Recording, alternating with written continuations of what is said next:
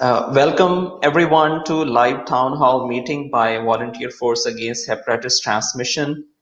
This town hall meeting is brought to you by VFARD, IPAC Foundation, Health Services Academy, Islamabad, and University of Health. Today we'll be talking about elimination of hepatitis by 2030, progress and challenges. This town hall meeting is part of continuous medical education activities by IPAC Foundation, and 2 CMERs will be awarded to all the participants at the end of this town hall meeting. This town hall meeting is divided in 2 sessions. Session 1 will run for 45 minutes.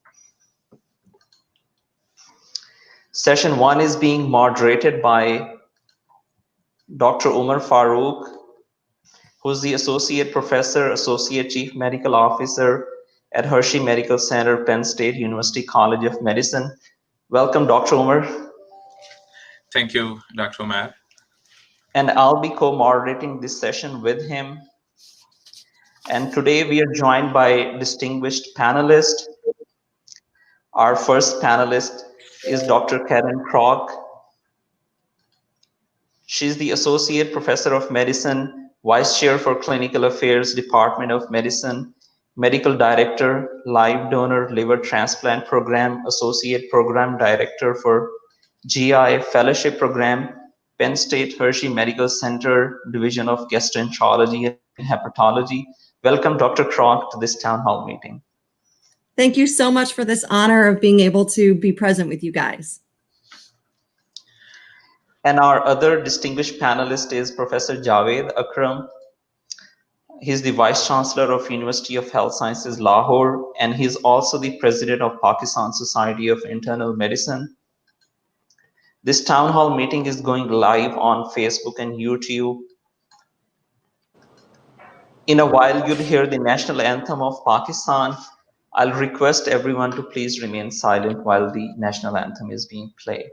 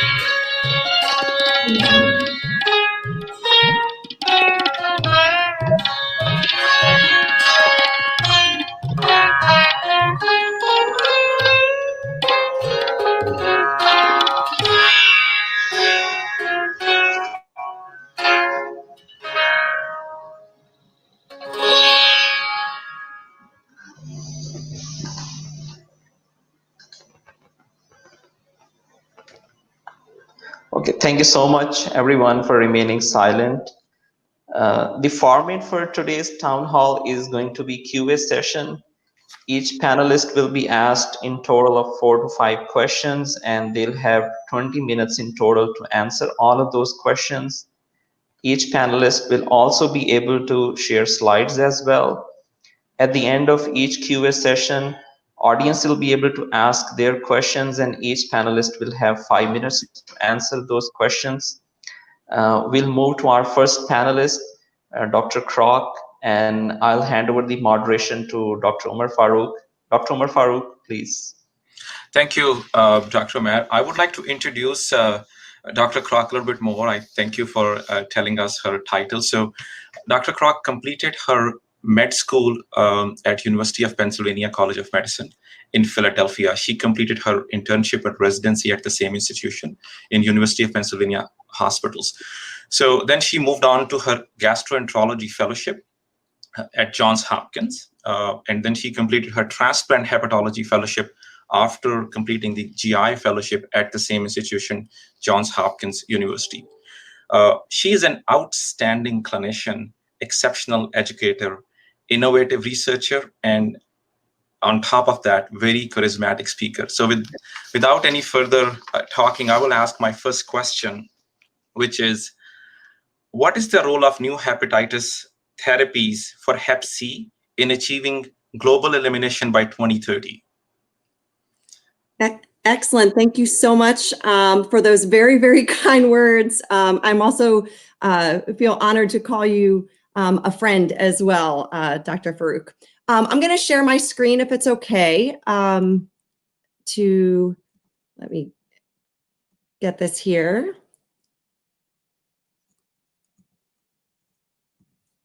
Okay. Okay, excellent. I think in order to answer that question, we should just take a little bit of a step back and recognize the importance of what the WHO has suggested, which is the elimination of hepatitis C and B by 2030, and understanding the status of hepatitis C at this time. So there are approximately across the world 1.75 million new infections per year of viral hepatitis C, with a prevalence in the world currently of about 71 million people that are infected. Pakistan in the Eastern Mediterranean region, as noted by the WHO, does carry for hepatitis C around 10% of the global disease burden. And so this is a very important topic for Pakistan and the world in general. On this slide, I think it'd be important just to see about the mortality associated with viral hepatitis. If you can see here in the green line, there's been a decline from malaria over all the years from 2000 to 2015. And I think what's most remarkable is the decline in the red line of HIV. And I always applaud the researchers and those that have worked in the HIV field, because you can see starting in about 2012 in the world, there have now been more patients dying of viral hepatitis, mostly B and C, than of HIV. And the majority of deaths related to hepatitis B and C are related to the development of cirrhosis and hepatocellular carcinoma. In 2015, when the WHO made these recommendations, unfortunately, only 20% of the 71 million patients out there with hepatitis C have actually even been diagnosed.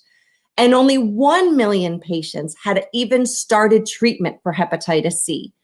In the red, again, is the Eastern Mediterranean region, showing where Pakistan would be lying.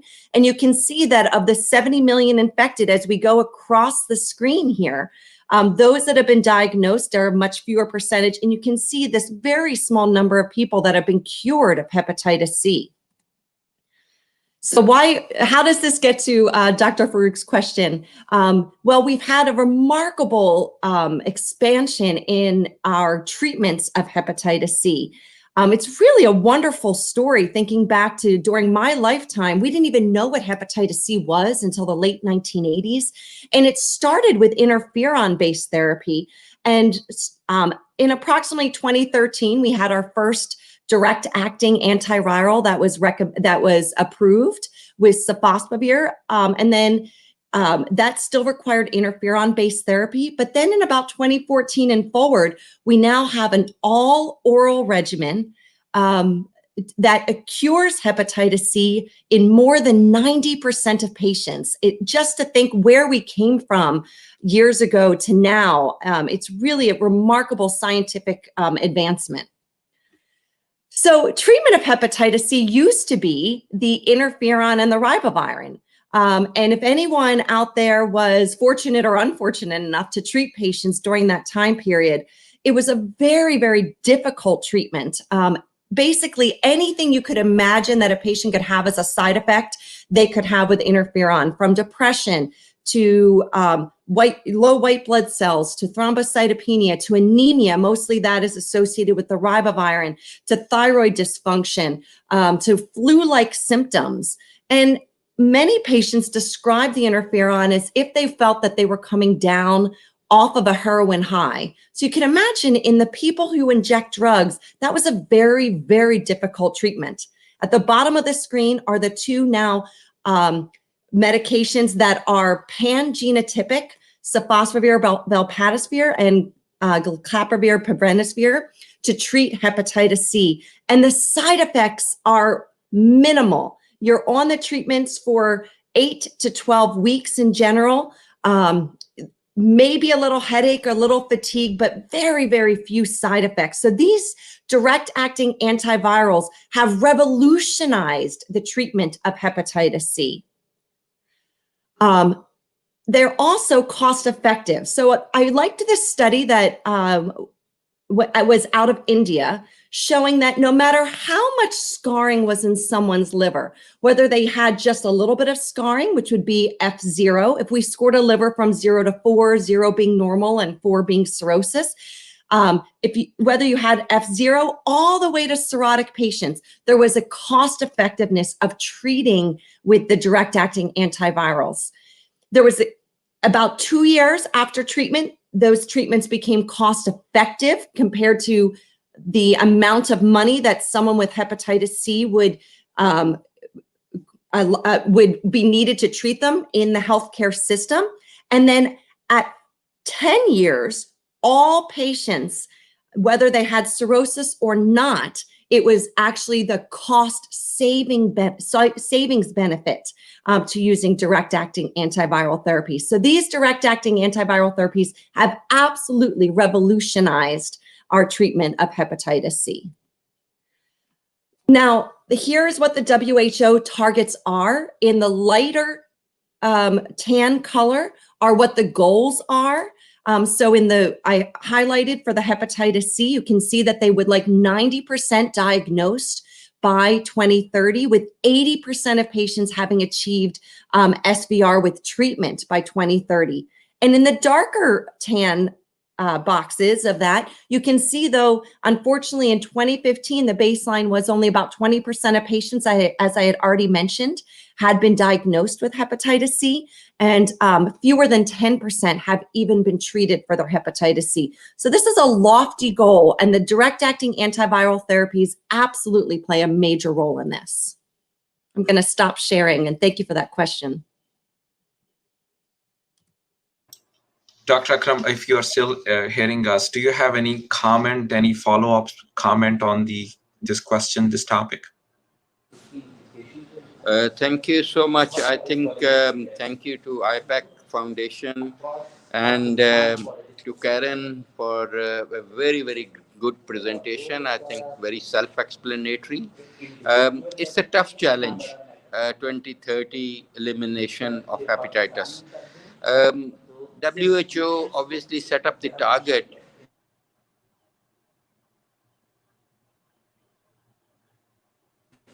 They hoped that, and hope is very well founded, because there are newer therapies for hepatitis B, which are very, very effective with sustained SVR ratio is very good, and they are hoping. But in Pakistan, unless we change the mindset, it's going to be difficult.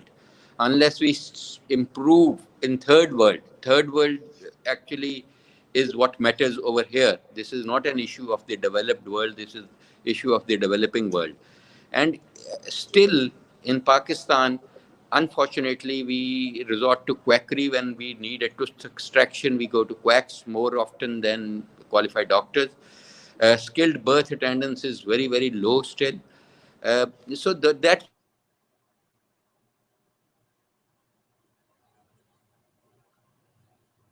sort of thing. It's not, hepatitis cannot be seen in isolation. It can be seen in the health infrastructure and the entire health perspective. The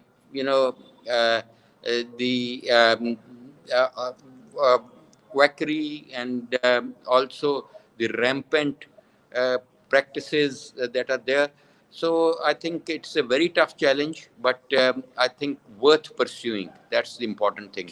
We should put in all efforts, all countries, especially the developing world like Pakistan, must put in, and I'm sure IPAC, under the leadership of the present leadership, Umair, and they all, this sort of activity will do a lot of good.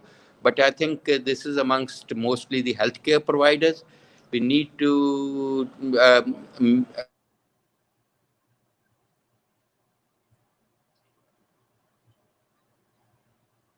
awareness at the level of the masses. Thank you, Dr. Javed Akram, for a comprehensive answer. So we would like to move to the next question, that which is treatment as prevention. So how treatment can be effectively used as a prevention tool for Hep C? Wonderful. Again, I'm sorry, I'm going to share a few slides that I have here. Oh, I don't know if that, let's see. Oh, I am sharing. Okay, I apologize. Okay, so this came out of, it was published in the JAMA Network, Open Network journal by one of your colleagues in Pakistan, looking at the number of people who need to be diagnosed and treated in Pakistan each year. I am 100% agree that treatment as prevention is very, very important. We are not seeing hepatitis C spread in the baby boomer population, in those patients born in 1945 and 1965. Where we're seeing it is in the people who inject drugs. And if we don't treat at that level, we will never, ever achieve the WHO's goal of elimination of hepatitis C. We must treat hepatitis C to prevent its spread in that high-risk population.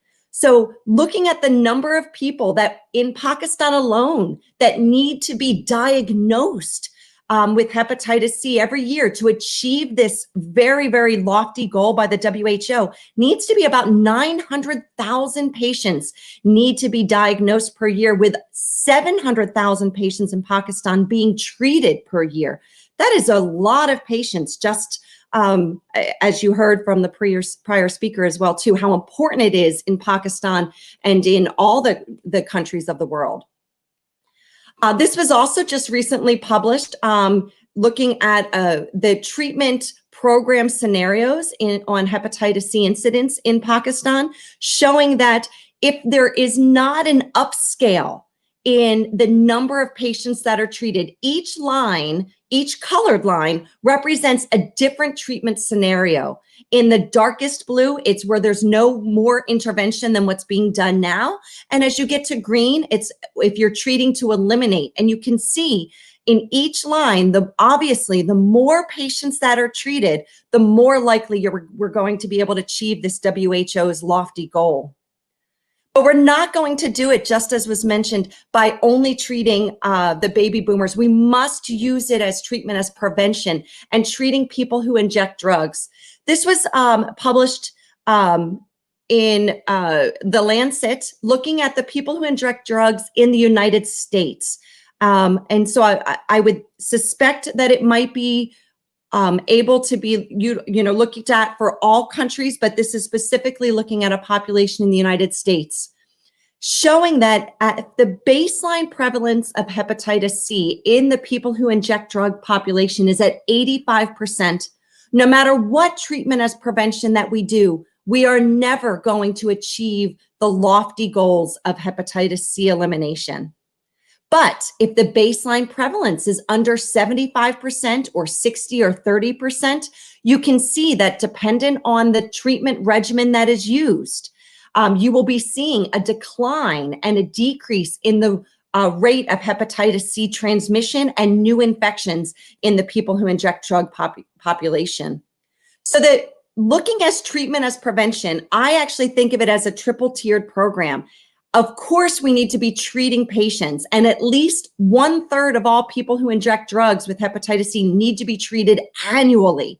That is a lot of patients. but we also need a good opioid substitution therapy to prevent relapses of drug use, and needle and syringe exchange programs as well. This is looking at the injection safety, and unfortunately, the proportion of unsafe injections by region is very challenging and remains most challenging in the Eastern Mediterranean region, of which Pakistan is. And so in order to achieve this goal, it isn't just treatment as prevention, but it's actually a public health initiative looking at injection safety as well. Thank you very much. Thank you, Dr. Kroc. So maybe if I can ask a quick secondary comment from Dr. Akram before moving to the next question.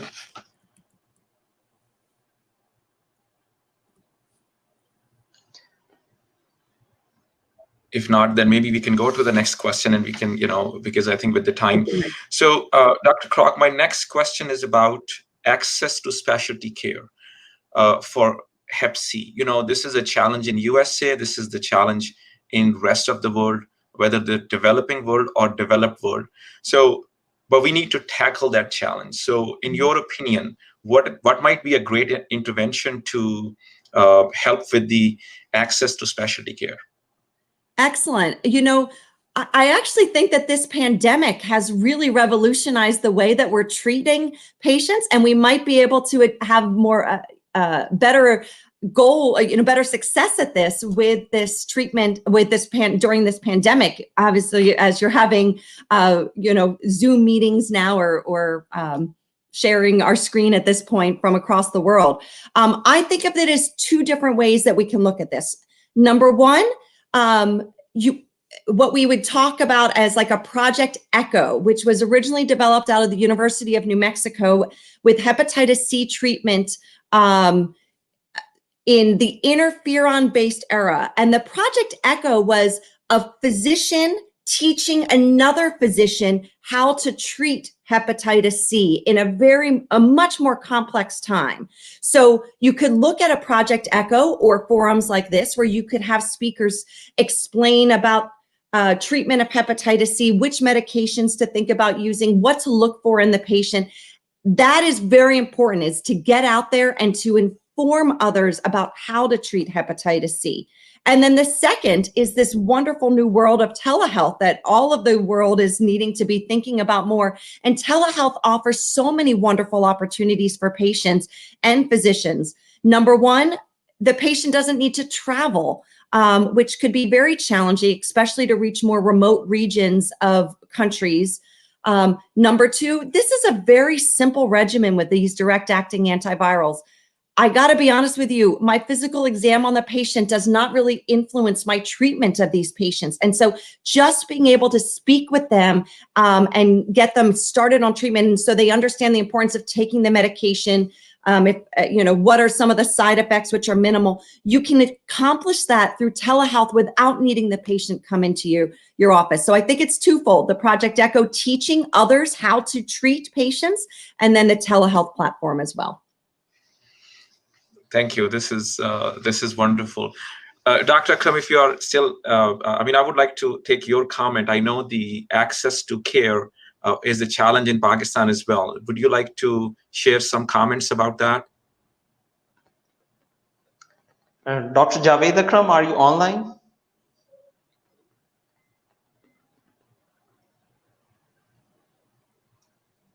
I think he's gotten busy somewhere. That's all right. I think we can move to the. No, maybe some technical challenge, because you could see some slowdown. So maybe we can ask the question number 4, which revolves around screening of many millions of undiagnosed patients. So patients may be carrying hepatitis C without knowing, and a lot of times this is diagnosed incidentally. So how to address this challenge of screening of millions of people who remain undiagnosed? So if you can share some experience from other parts of the world, that would be very helpful. Absolutely. This is the biggest challenge out there right now. The medication cost, and I want to congratulate Pakistan. When I was reading about this, you have some of the lowest cost for these medications out there. So congratulations on making this a public, an important public health initiative. So the medications are easy. It's a short treatment duration. And the cost, at least in Pakistan, is low. But as you heard what I said at the beginning, only 20% of the 71 million people out there with hepatitis C even know that they have it. So how are we going to screen and look for this? This requires multiple inputs. So first off, we need to eliminate risk factor-based screening. So what do I mean by that? It used to be recommended, and perhaps some providers and clinicians still do this, that you ask the patient, have you ever injected drugs? Have you ever had intercourse with someone with hepatitis C? Have you received a blood transfusion before 1992? And that required the physician to ask a lot of questions, to know the correct questions to be answered, and for the patient to be honest. What lawyer or police officer or physician is going to tell you about their 1 or 2 time drug experimentation that they did in the 1960s or 1970s? They may not feel comfortable sharing that with you. So number one, we need to eliminate risk factor-based screening. And all patients need a one-time screen for hepatitis C. Going down to the age of 18 because of the high risk of injection drug use, unfortunately, in the younger generations. Number two, the primary care physicians need to not be the only ones responsible for screening for this. They have a lot on their plate. They need reminders. Many studies have shown that if you have an electronic medical record and you have a reminder that pops up saying patient has not been tested for hepatitis C, the VA, the Veterans Administration population in the United States, this has shown great benefit for making sure that patients will be screened for hepatitis C. But not every patient is seeing a primary care provider. So we need to be thinking about where to screen for this outside of the primary care clinic. One of my passions is working with the obstetrics and gynecologists and their prenatal clinics. This is a group of young women that may not see physicians other than the time that they're pregnant. They're already being screened for hepatitis B. Why not check them for hepatitis C at the same time? They're already having blood work drawn. And if they're found to be positive, then very important, after they deliver, they need to be linked to care to a provider who is treating hepatitis C. And I do not expect that the obstetricians will be treating hepatitis C, nor am I recommending that they be treated during pregnancy. That is not what I'm recommending, but I'm recommending after pregnancy to be treated. We need our substance abuse clinics to be screening for this as well too. Emergency rooms have been looked at as a screening tool. The problem is the test may not come back right away. And then who follows up on that test? Other places to look are jails and prisons. At least in the United States, there is a large proportion of patients, of prisoners who have hepatitis C. And if we could be screening for these patients during that time period when they're there, that would also be remarkably beneficial. And lastly, looking in sexually transmitted disease clinics.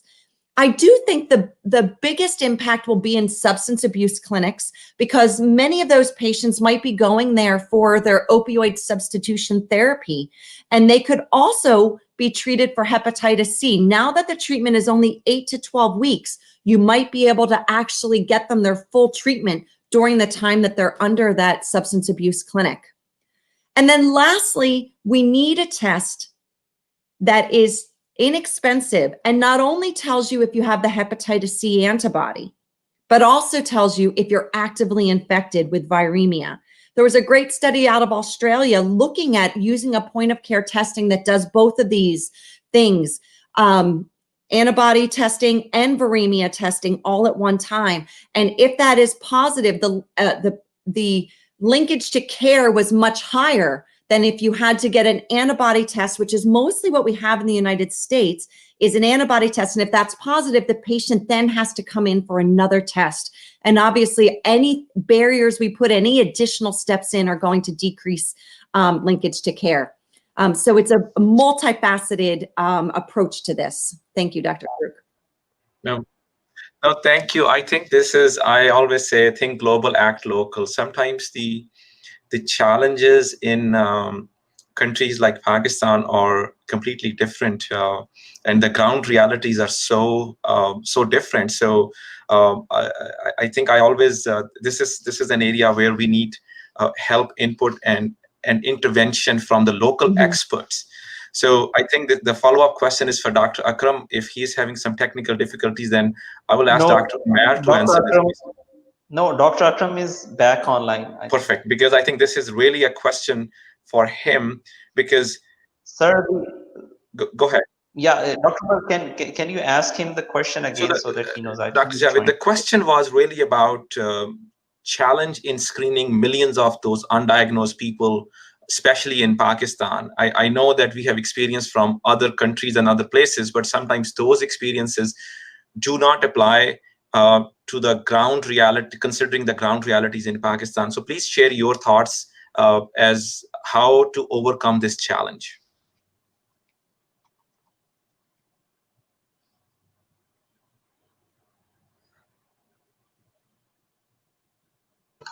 I think he's still facing the same technical problem.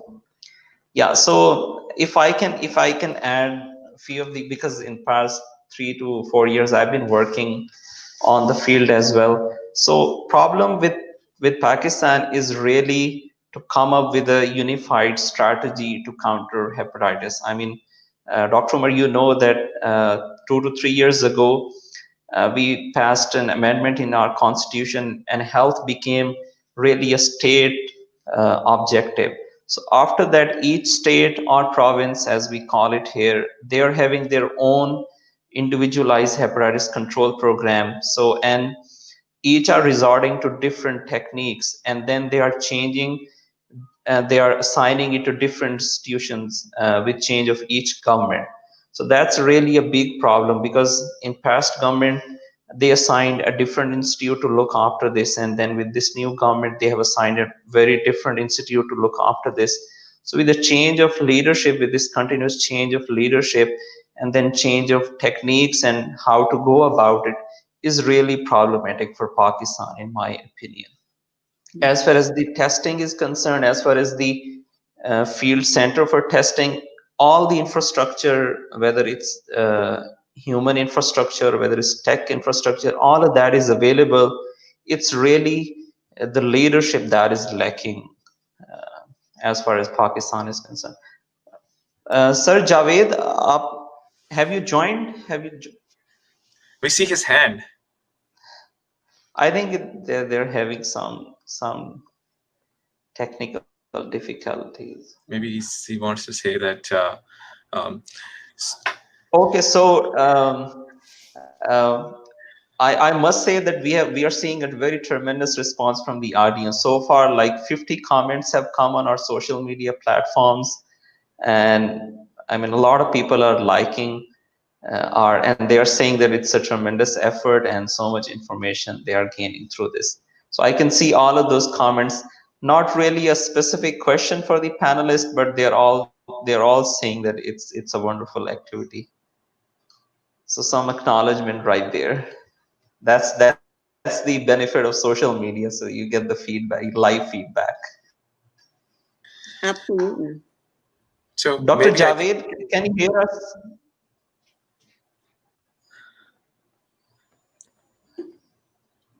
So maybe if we can conclude the first portion of the segment, and any questions for Dr. Krog, I think I would.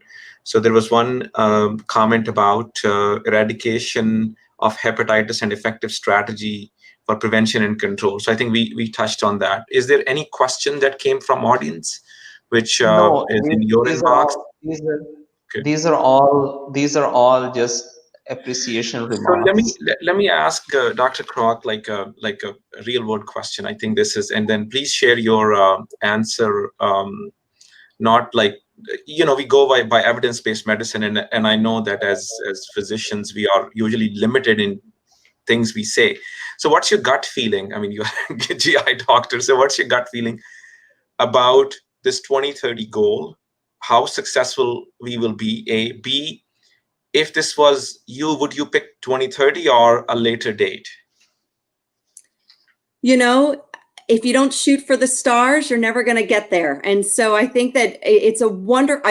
I'd rather set a goal and perhaps fall a little short, and instead of setting a goal and never achieving it, making it 2040, 2050, because man, that's not even going to probably be my generation of physicians by that point necessarily. So do I think that we're going to achieve it? I think it's very unlikely, because unfortunately, where we're seeing the transmission is in the people who inject drugs right now. There is still the stigma against treating those patients. Unfortunately, I'm sad to say that I know many of my colleagues who will not treat someone who is actively using drugs. And I just don't, that is not the way we're ever going to battle this. And so not only do we need to be screening for these patients, but we need to change our philosophy of working with the patients who have an addiction. An addiction is the same as diabetes, in my opinion. An addiction is a lifelong disease. We don't just tell a diabetic, don't eat sugar, and then just send them out in the world, right? We tell a diabetic, don't eat sugar, but I'm going to get you an endocrinologist. I'm going to get you a nutritionist. I'll see you in my clinic every 3 months. I'm going to check blood work on you. So how do we ever expect that we're going to decrease the incidence of substance abuse if we just tell them don't use drugs, right? That's never going to work. We need to have a more comprehensive plan. And until that stigma's gone, we are not going to decrease the number of patients that are suffering from opioid addiction. So if we're able to do that, and I'll be honest with you, Dr. Farooq, I am seeing a little bit of a change. I am definitely seeing some change. There's more, at least in the United States, there's now more opioid addiction clinics. These patients are achieving linkage to care a little bit better as well too. So I think that is going to be our major barrier. What Pakistan has done, making the medication at a cost that is affordable to the country and to patients, is going to go a long way. Just so that you're aware, in the United States, these treatments are still about $30,000 US. And I believe I read in Pakistan, you're getting the treatments for $100 US. I mean, that is amazing. And if we're never going to see more, the drain on the healthcare system at the cost of in the United States is also going to be impactful here as well too.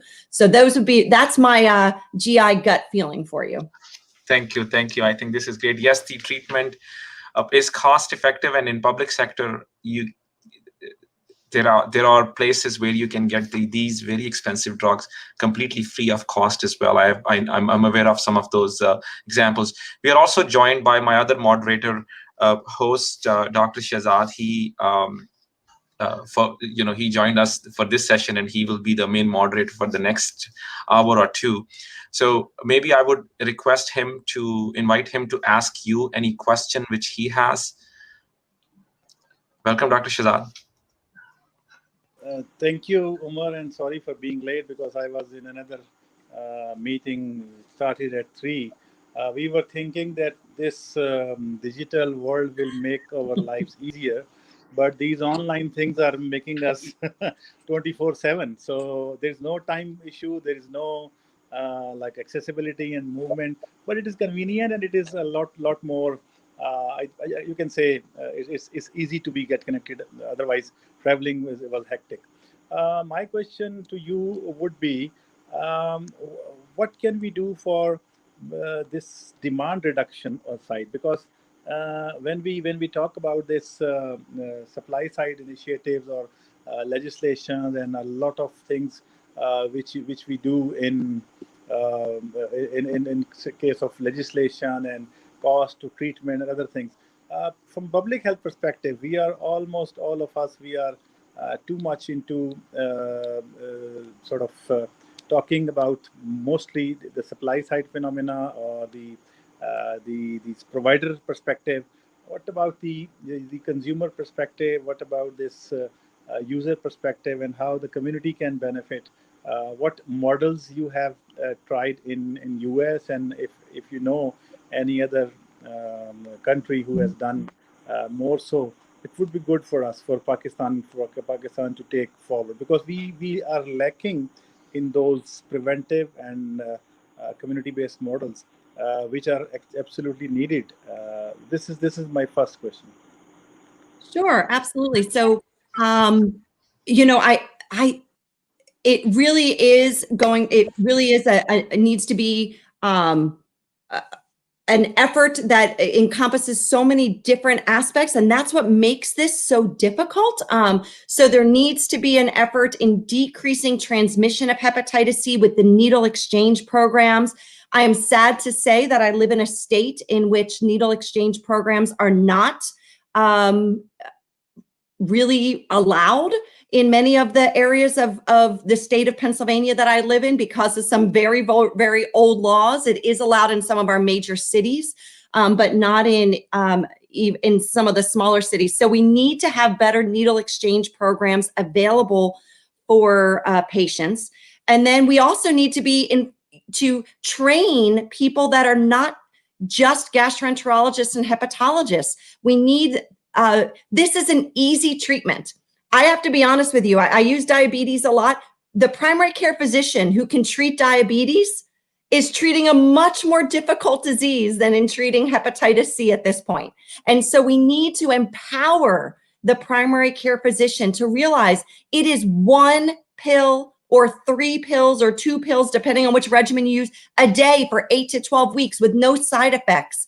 If you're treating tuberculosis, you can treat this. This is a very, very simple treatment, and we need to empower people, but we have to be careful. And I do see a few questions coming up on the side here. And someone, if I may take a second, I want to comment. Someone asked me about cirrhosis of the liver. I'm just going to comment on that just briefly and tie that into your question.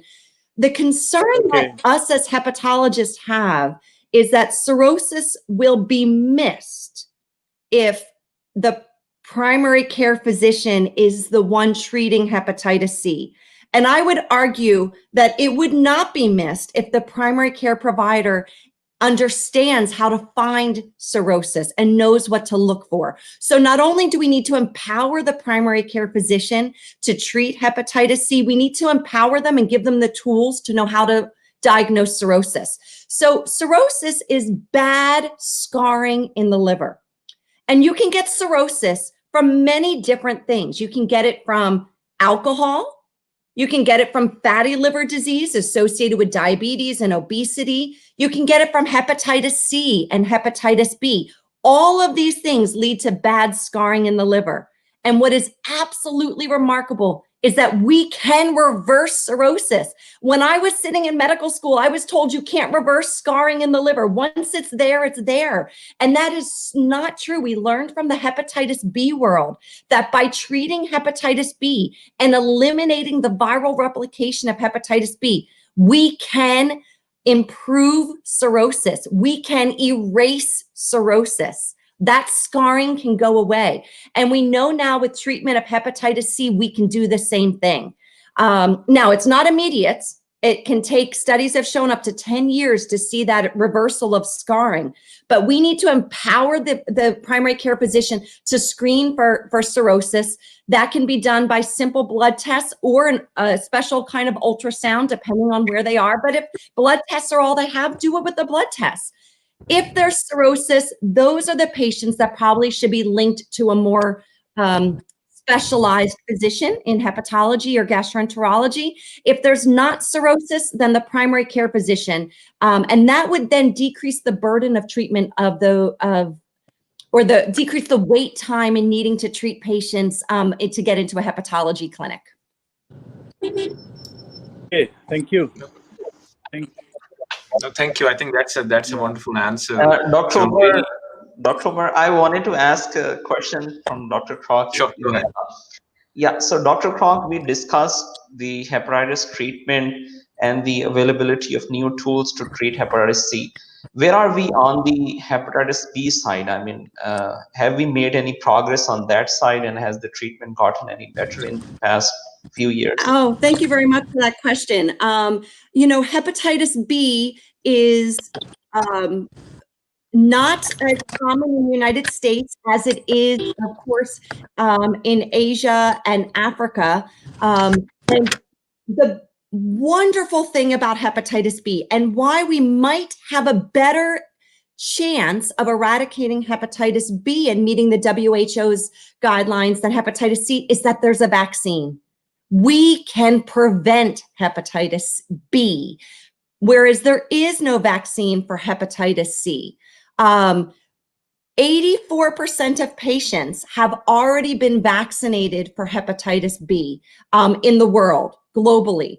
That is amazing. Now, the majority of those are young because most places started vaccinating infants at birth.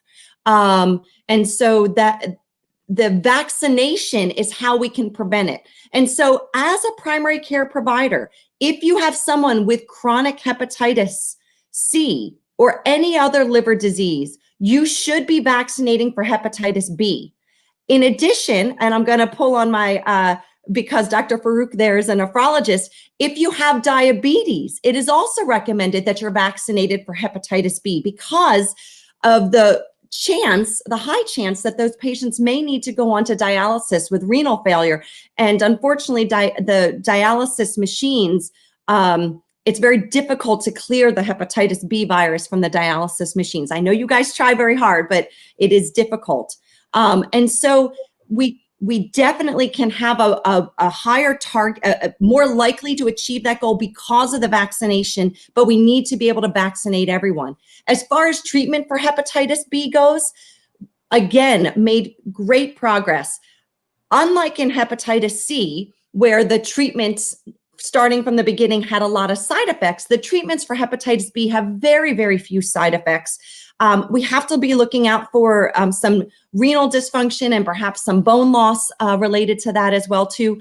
But the treatments, there are now 3 main treatments, and the newer treatments that are out there do not have a high chance of development of resistance. That was the problem when we used lamivudine-based therapy, that the resistance at 5 years was about about 80 to 85% of patients would be resistant to that medication. With the new medications, which are all 1 pill a day, we can have complete viral suppression, and that is maintained because there is not the resistance that can develop. Unfortunately, this is also often a lifelong treatment, or at least years and years of treatment, and these patients need to be on it for a long period of time. But we have made great progress with hepatitis B. So thank you, Karen. I would like to add something, since you comment about the kidney population. So maybe I can share my nephrologist's opinion. So the hepatitis B is a huge challenge in dialysis patients. Luckily, we don't see that too many in numbers in the United States, but in Pakistan, I think we have a different nephrology group on WhatsApp. And a couple of days ago, the discussion was how to manage those patients. There are many patients who are hepatitis B positive, and they don't get access to dialysis care just because of, the hepatitis B is probably more stubborn and more resistant as compared to hep C when it comes to the surface cleaning. So it actually, and it's the infectivity is very high if there is hepatitis B on the surface as compared to hepatitis C. So there are many public and private sector hospitals in Pakistan and dialysis centers. They actually say no to patients with hepatitis B. So once the cumulative number of patients actually increases, some of these patients are unfortunately left to die without access to dialysis. This is a very sad state of affairs. So how to prevent that? So what happens that even for the problem is there is the huge risk of once people start dialysis, before dialysis they are Hep B and C negative, and within few months they have become seropositive or converted into both B and or C, which is, again, I think there are efforts that needs to be done.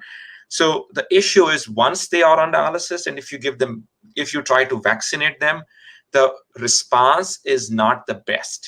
So even if you can give a vaccination to a Hep B negative patient at the start of dialysis, they do not produce the immunity response. They don't get the antibodies. So it is really best to vaccinate patients with chronic kidney disease with hepatitis B vaccine in the CKD time, before like several months before they start dialysis. So at least their body is protected for the hepatitis B. So that is one treatment to prevent Hep B infection once they start dialysis. And please, I think my message out is, try to get this vaccination like really early, before transplant, several months before dialysis, so body has power to really mount an immune response and make antibodies against hepatitis B. So I think the next question is really about the hepatitis B Okay. vaccination program. Yeah. So my next question goes out to Dr. Shazad and Dr. Kronk both, because it relates to public health as well, and then gastroenterology as well. So my question is that, as Dr. Kronk already mentioned, that a lot of these vaccination programs are targeting newborn kids. So I mean, a huge population still is uncovered. I mean, I don't know the statistics from Pakistan. I think almost all of our adult population before 2000, I mean, those who were born in 1990s, they're not covered yet. So I mean, any vaccination programs targeting these adults will help us in elimination of hepatitis B. Umair, should I go first before? Yeah. Okay. I think we started the hepatitis B vaccination to children in 2002. Initially, it was a vertical program. It was a separate program, different from the routine immunization, to sort of do more work in less time. And within 5 years, later on, it was integrated into the routine vaccination program. So they initially started quite aggressively, and then they entered into this routine immunization program. So we had, like you said, before 2000, children born, they were not vaccinated in 2002 onward, because actually it started in 2003 in implementation. And now it is a part of vaccination program. We do vaccinate for around 10 to 11 different diseases. Hepatitis B is part of that. Your question to those who were left and those kids who were not, I was myself one of those, because I was born in 1967. So what we did was, the program at that time, the hepatitis B vaccination program, had developed a criteria of high risk groups. So what they did was, in addition to the children, they targeted some of the high risk group, and doctors are never considered a high risk group for anything. Actually, they are, but luckily we were taken as a high risk group for hepatitis B, and all of the doctors were. It was a compulsory thing to get vaccinated, and we were vaccinated by the state free of cost. So our vaccination was done by the state health department, and we were allowed to buy, even purchase the vaccine, and we were refunded the cost of vaccine. And we got that. I think I still remember 2 injections, or maybe 3 injections. I don't 0, 1, or 6 or something like that. They were monthly. Some for around maybe in 2004, 2005. I don't know what kind of regimen they were using, but nurses, doctors, lab technicians, community workers, police, law enforcement agencies, especially those sanitary workers of municipal committees. So there was a long list of occupational hazards related to hepatitis B vaccination, for vaccination, and they were all done. They were all vaccinated with hepatitis B. But the recent survey in Punjab, and I think somebody must have talked about it if Professor Javed Akram was here, because recurrent prevalence of hepatitis B is around 4% in the population level.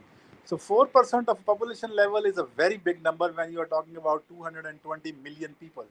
So in 220 million, you just get a 4% of 220 million, you will get to know how many are hepatitis B. Diabetes is 10%. So what Farooq was mentioning, if you have a population with around 12 to 14% in the urban areas with diabetes and 4% in having this hepatitis B, you can have a comorbidity. Same is the case with hepatitis C. Recent surveys show that it has increased tremendously.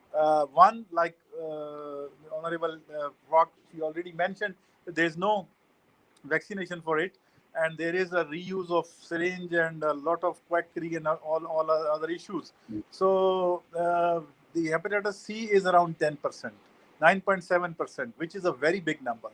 So I think we have taken care of a lot of vaccination thing, but there are so many things which can be done. There was one time, a long time ago, around a decade ago, when they allowed the treatment for hepatitis B. So the patients who were hepatitis B, they were given whatever option they had, some tablets or injections. I don't remember the names. You must be knowing what kind of injections they were given. But it was a new drug, and everybody was giving those drugs, very costly drugs, to Pakistani population having hepatitis B.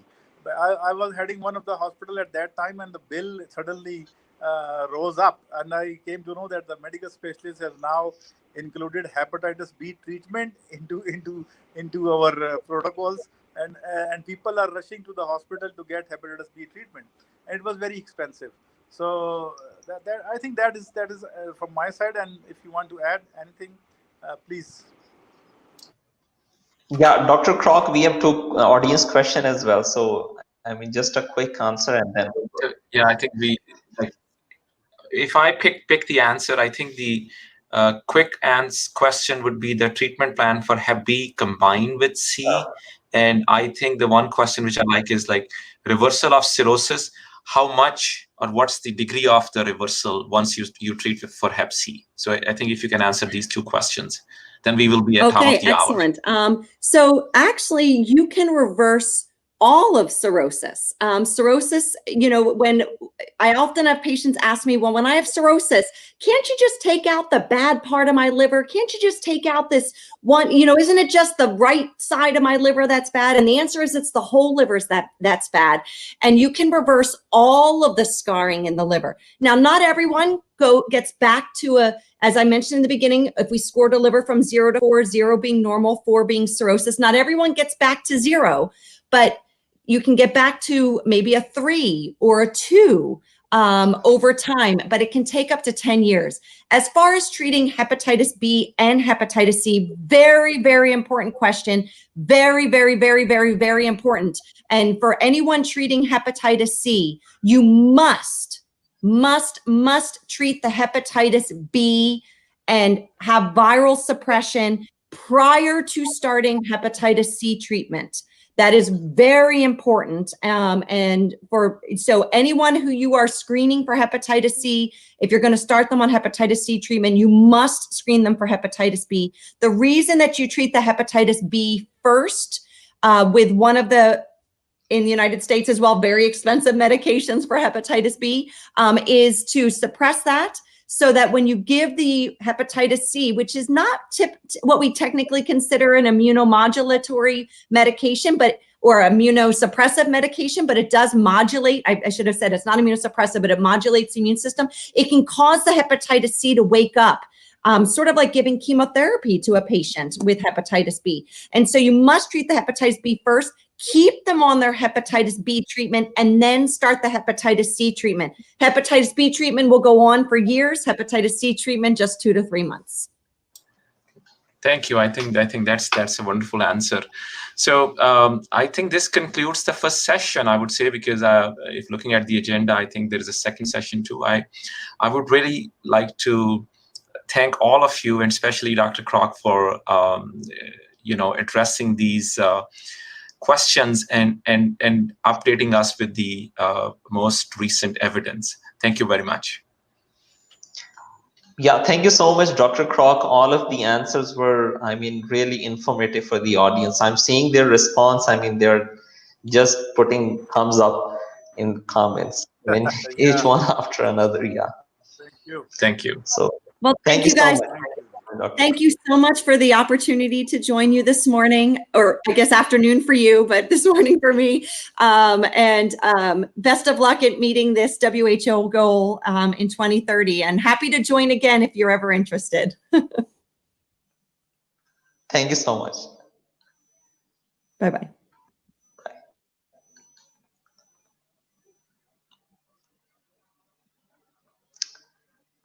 हाँ जी उमेर हाँ खान ठीक हो हाँ sir, अगला session में वो Punjab health care commission के CEO हैं हाँ वो और WWF के हैं। तो मैं जो क्वेश्चन, कंफर्म है हाँ, जो क्वेश्चन आपने पूछना होगा ना, मैं आपको खुद बता दूंगा कि ये क्वेश्चन आप नहीं पूछिए। वो तो मैंने देखा है, क्वेकरी का क्वेश्चन है, एक वेस्ट मैनेजमेंट का है, एक सिरिंजेस का हाँ, है, आधे हाफ मैं पूछ लूंगा, हाफ मैं आपको खुद बताऊंगा ठीक है, कि कोई आप इशू डॉक्टर साहब, ठीक है, ठीक है, ठीक है, ओके, मैं उनको ना ऑनलाइन ले लूं। हाँ जी।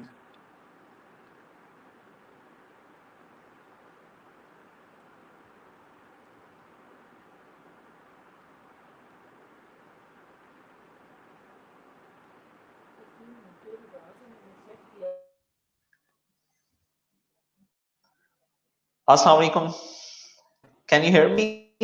Walaikum salam. Yes, Dr. Shoaib Khan from Punjab Healthcare Commission here. Welcome, Dr. Shoaib Khan. We'll be starting the session. I think Mr. Hamad Naki Khan, who is the Director General for WWF, he's also joined us. And Dr. Shoaib Khan, he's the Chief Executive Officer for Healthcare Commission. So that's the introduction part for the panelists and guests. I'll be starting the session in a while. Hello, everyone. Welcome to the Umair, Dr. yes, Shoaib, yes. good to see you again in one day.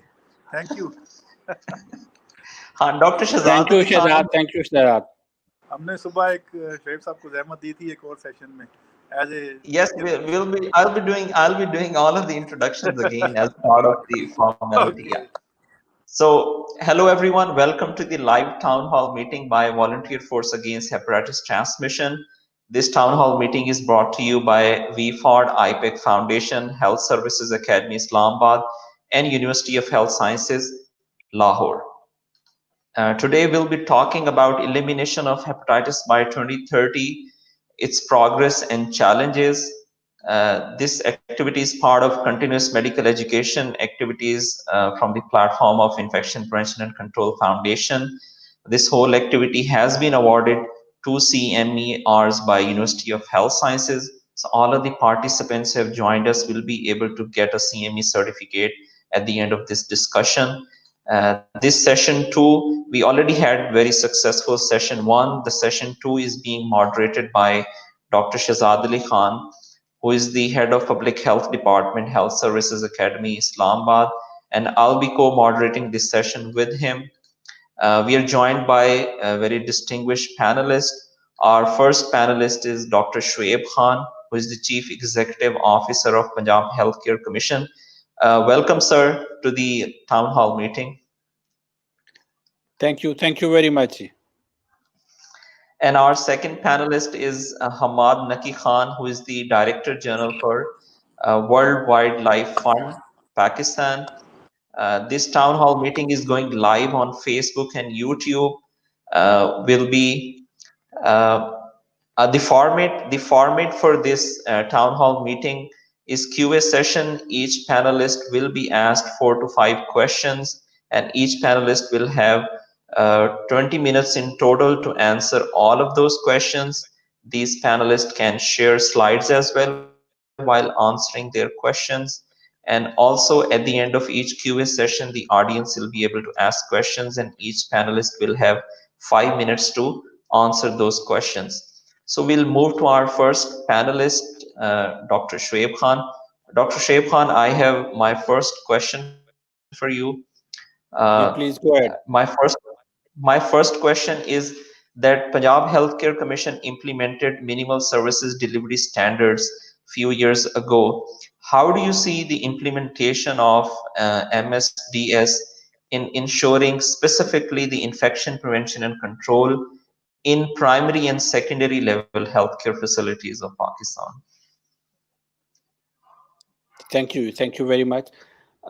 Basically, a PHC mandate is to improve quality of healthcare services and ban quackery. Two important things.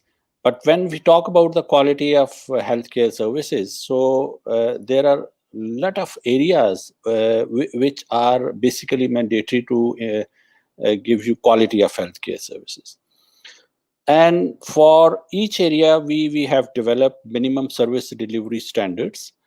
And these standards are mandatory for all the hospital in the sense that once these standards are approved by the Board of Commissioners in Punjab Healthcare Commission, so they become regulations. So our minimum service delivery standards are basically regulations. So it is mandatory for all healthcare establishments to implement that. So these standards are different. For hospitals, we have three categories of the hospital: Category 1, Category 2, and Category 3. Category 2 are further divided into Category 2A, 2B.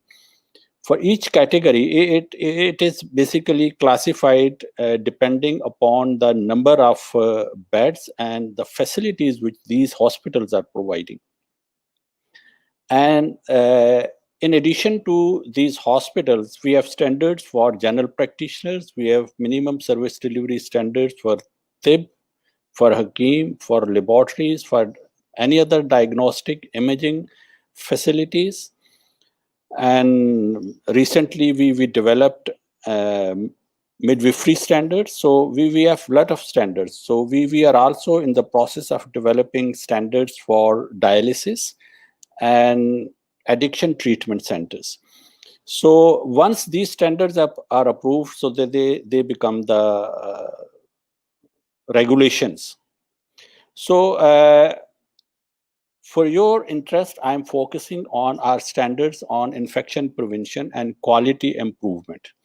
So these standards are specifically applied to all the hospitals. Particularly, there are some specific areas in these hospitals which are directly linked with the infection prevention and control. These include operation theaters, laboratories, blood banks, all invasive procedures, emergency room, labor room, CSSD, etc., etc. So these standards are implemented. For blood bank, we have separate standard. For other areas, we have separate standards. So this is a big book. I mean, it contains more than 100 pages for the hospital. I'm talking about the minimum service delivery standard for the hospitals. In addition to the hospital, as I said, we have standard for the clinics, laboratories, GP clinics, maternity homes, etc. So infection prevention and control and waste management. These standards are basically very important to control the spread of hepatitis B and C. So we have started implementing these standards, and our teams are regularly visiting these hospitals and clinics and examine their level of achievement. So at the first stage, all hospitals, all clinics, all healthcare establishments which I named, they are registered. For registration, then they don't need to implement these standards. But once they are registered, it is mandatory for them to implement these standards as regulations. So if they implement these standards and the level is above 95%, so then we issue them license.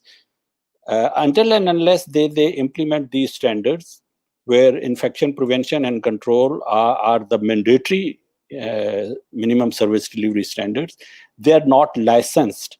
And now we have started, there are few hospitals which for the last 5 years failed to achieve a desired level. So now we have issued in press the final notice to them that if by 31st July you fail to implement these standards, we will, revoke your registration and we will seal your health facilities. So this is the next step which we will start. Actually, we wanted to start this in early 2020, but because of the COVID, we delayed this process. Okay, thank you so much, Dr. Shea, for answering this question. I have a follow-up question to the earlier question that I asked. So under your leadership, we have seen that Punjab Healthcare Commission has gone really strict on healthcare facilities in the implementation of these standards. How strict are you on the public sector hospitals? I mean, because that's a very sensitive matter, because they're already run by government. So how are you ensuring that public sector hospitals also follow these standards?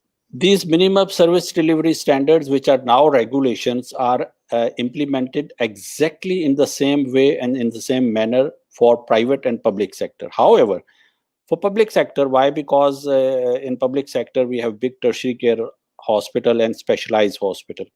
So likewise, in private sector, the big hospitals where it is impossible for us to seal their hospital because there are a lot of emergencies going on. So big hospital, we don't seal. We suspend certain services. Like, for example, if we go to blood bank and infection prevention and control is not managed there, so then we suspend blood transfusion services. Suspension means we suspend routine services, but we don't suspend emergency services. So likewise, in public sector hospital, in the first step, we write to the concerned secretary, and then secretary take the disciplinary action. And if this fail, then we have, in fact, if you remember, it was in the press, we sealed, except one theater which we left for emergency operations. There was a very big hospital in Lahore, so we sealed their operation theaters. Why? Because when we tested, there were microorganism bacteria found in the operation theater, so we sealed them till such time when they cleared all those germs and bacteria and their reports were negative. So we sealed all routine surgeries were stopped in this hospital. So this is on the second phase. So we are implementing these standards exactly in the same manner and in the same way for both the sectors. Okay, thank you so much, Dr. Shoaib. Dr. Shehzad, I'd like to have your comments on this thing as well. How do you see the creation of regulatory bodies? I mean, this was the first time when policy and implementation was separated from regulation, with the creation of these healthcare commissions in each province. So how do you see the creation of such regulatory bodies helping us achieve these standards, especially in the area of infection prevention and control? Just a quick comment. Yeah, I think it was essential whenever you are dealing with the lives of the people, and whenever there is a public service to be provided by the government or by the private provider, you have to ensure certain standards. And the standardization is always around the world. It is done by some of the regulatory bodies. So it was good to have that healthcare commission, and it actually transformed itself into a new setup, to a very established and robust setup now. And I hope that under the leadership of Shoaib Saab, it will flourish further. There was a gap in between because of the change in leadership, but I hope that this will be quite helpful in a lot of standard setting and a lot of regulating the private and the public sector. Without it, you know what kind of profiteering and what kind of service delivery we will have in Pakistan. So we hope that and I think we hope and we support their endeavor in provision of standardized quality care. Okay, thank you so much, Dr. Shazak. Dr. Shoaib, my next question to you is, you already mentioned that whatever you decide in your standards, it becomes a regulation, it becomes a mandatory thing. So to help with this hepatitis control program, Can Punjab Healthcare Commission make it mandatory for at least the secondary level and then obviously the tertiary level healthcare facilities to provide diagnostics and treatment to help find and treat missing millions infected with hepatitis B and C? And this goes for both public and private sector. You already know that we have got almost 20 million people infected with hepatitis B and C. So that's a lot of disease burden. So how can Punjab Healthcare Commission help with it? Basically, establishing any facility is not my mandate. My mandate is once the facility is established, either by private sector or by public sector, and by concerned departments in the public sector, like primary and secondary care is with primary and secondary care healthcare department, and then specialized healthcare for tertiary care. So it is their responsibility to establish different centers, including hepatitis centers, but not PHC. But once it is established, then it is mandatory for them to observe all the guidelines and all the standards which we have. However, since quality healthcare service is our mandate, so what we can do is we usually issue advisories to sometime private sector and in public sector to the concerned secretaries if we feel that a facility is required to improve the quality of service, so we can issue advisories to the concerned departments. But it is not my mandate to establish new facilities in public or private sector. Okay, thank you so much, Dr. Sheikh, for answering this question. Dr. Shehzad, can you ask the next question? It's appearing on the screen. I think this is something which is very serious, and already Healthcare Commission is doing a lot about it, and that is related to the biomedical waste and a lot of health waste regulation and control of hazardous materials. So, what is Healthcare Commission planning to do for regulating the biomedical waste? Dr. Shehzad, your audio is not clear. If you can ask. I think, okay. Can you hear me now? Yes. So my question is about how this waste management is being regulated by Healthcare Commission, and can we have some more improvement in hospital waste management and related to public sector as well as private sector? Yeah, thank you, Shehzad. This is very important, and I'll give you an example. If you look back 5-6 years back, and in Rawalpindi, I remember there was only one private organization who was having incinerator and was offering service to certain hospital, not all the hospitals. But nowadays, if you in the last 5 years, ever since we developed standards for waste management and we started implementing them, there are in big cities, there are so many companies who are operating. They have their own incinerators. They are carrying waste material, solid waste from the hospital, public and private sector, and they are charging them. So I think this is an excellent arrangement, and we are very strict on hospital waste management, both public and private sector. Particularly, if you have noticed in the press about a year back when Supreme Court took suo moto action in Lahore by the then Justice Saqib Nisar.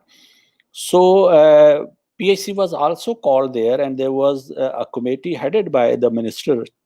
So by virtue of that decision, this committee was visiting randomly selected few hospitals in public and private sector hospitals, and things were better. I mean, things are not ideal, but things were better. Particularly in big cities, these private companies are doing wonderful job, and our teams are, whenever we go to hospitals and we have checklists. So hospital waste management is part of the checklist. So whenever we go, we check each and every hospital waste management procedures, and if these standards are not implemented, and if some minor things are missing, so we issue warnings. But if there is serious issue, we suspend the service, particularly that service which is generating that waste, like for example operation theater. But again, when we suspend services, we leave room for the emergency handling of those hospitals. We do not suspend emergency services. Okay, thank you. Okay, thank you so much, Dr. Shoaib. We'll move to our next question, and that is that Punjab Healthcare Commission, since its creation, has launched a very robust anti-quackery campaign. And since you have joined the office, we have seen a rise in those anti-quackery raids. So, how these anti-quackery raids and this whole campaign is helping with curbing down the transmission of hepatitis B and C, because quackery in a lot of publications have been found to be a major cause and major source place of transmission of hepatitis B and C. Yes, this is a very tricky and very sensitive area for Punjab Healthcare Commission. Why? Because generally speaking, people usually, not always, but usually people label a person who is not MBBS or not qualified from and not registered with certain councils like midwifery, nursing council, or tib council, or Keem iski homeopathy ki council hai. But to me, this is only fraction of quackery. I mean, there are so many doctors, qualified MBBS doctors, who are doing quackery. So quack doctors are also part of the quacks. Why? Because if you are licensed to do general practice, and if you are doing surgery for which you are not qualified and for which you are not licensed, if you are doing a surgery, so this is quackery. So we are working on quackery, and we have very robust campaign now we have started.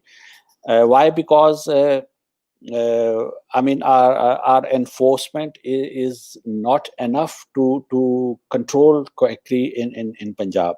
So what we did is I met Secretary Primary and Secondary Healthcare Captain Usman, who is a wonderful person, and we decided, and now we trained at least 8 to 10 people in districts.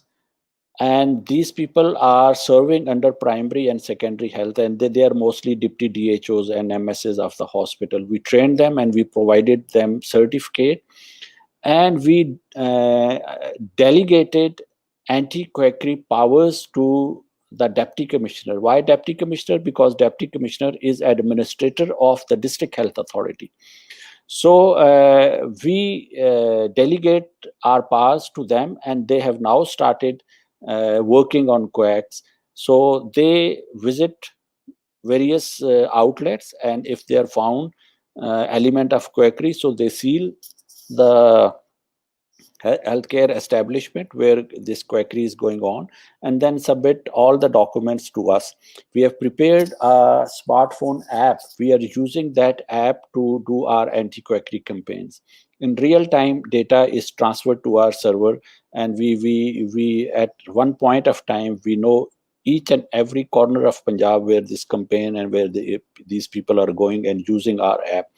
We have given access to all the district management person who are trained and who are licensed to do anti-quackery work. So far, we have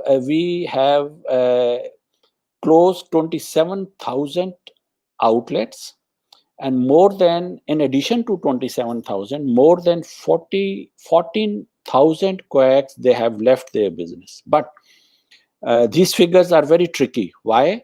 Because we closed 27,000, but that does not mean that quack has left this job and is doing something else. He shifts his clinic to another village, another street, another mohalla. So we are continuously tracking them and visiting them. And the biggest challenge for me in anti-quackery is that if my team went to a village and found quackery going on, and if we sealed a facility, in next 3 to 4 days, we receive affidavit from general practitioner, MBBS doctor, that this was my clinic, I was away and I was offering my prayers and something like that. So in that case, when affidavit is there, so we have to deseal that facility. But we keep such facilities under surveillance. So in 95% of the cases during surveillance, we don't find that doctor, and then we again seal them. But now we are starting that if 3 times a doctor is caught giving affidavit which is wrong, and now we will start recommending PMDC to take action under their law against such doctors. So in addition to that, we have imposed 55 million in the last 5 years, 55 million fine we have imposed on the quacks. So in addition to these enforcement actions, we also run mass awareness campaign where we educate the people to differentiate between a registered medical practitioner and a quack. And even we tell them how to differentiate between a genuine licensed specialist surgeon or orthopedic or whatever and a simple MBBS doctor. So these are some additional activities which we are doing in the field. Okay, thank you so much, Dr. Shaib, for answering this question. Yeah, we have seen this anti-quackery campaign to have real effect on the ground, and I'm sure this will keep on getting strict with time. So my next and my last question to you is that I mean, in all of the publications that I read and all of the other healthcare professionals read, we are seeing that dental offices and dental clinics are responsible for up to 30% of hepatitis B or C transmission cases. So as dental healthcare facilities also come under the umbrella of Punjab Healthcare Commission, what are specific initiatives that Punjab Healthcare Commission has taken in relation to dental offices and clinics, that they are cross contamination free and they are using standard sterilization autoclave processes in their dental offices? Yeah, like I told you, like all other health facilities, healthcare establishments, we have developed minimum service delivery standards for all dental clinics, whether these are standalone dental clinics or as a part of bigger hospitals. So we are implementing these minimum service delivery standards in all dental clinics. But there is a lot of quackery in dental practice. I mean, simple technicians, sometimes they don't have even diploma, but they are doing practice. So we consider them as quacks. So we are taking action against them as per anti-quackery regulations. So far, total 2,150 dental clinics in Punjab, they have applied for registration, and some of them have been registered, but others are under the scrutiny process. So we are very closely monitoring, and our teams, whenever go to a field, so like for example, if they are going to X area, and if in that area, if there is a laboratory, if there is a hospital, if there is a GP clinic, if there is a dental clinic, so our teams visit them, and their performance is assessed based on their respective minimum service delivery standards. They, like Okay. our other hospitals, they are supposed to get registered with us, then implement standards, and they are supposed to get license from PHC. Okay, I have a one small follow-up question to the earlier question that I asked. We get this question from our foreign audience a lot because when they visit a clinic in countries like United States, they go to this clinic and there is a signboard saying that this is certified from such and such regulatory body. Can we visit a dental clinic here and can we ask them to show us either they are certified or registered with Punjab Healthcare Commission? Is there any such certificate and that needs to be displayed inside dental clinics? Yeah.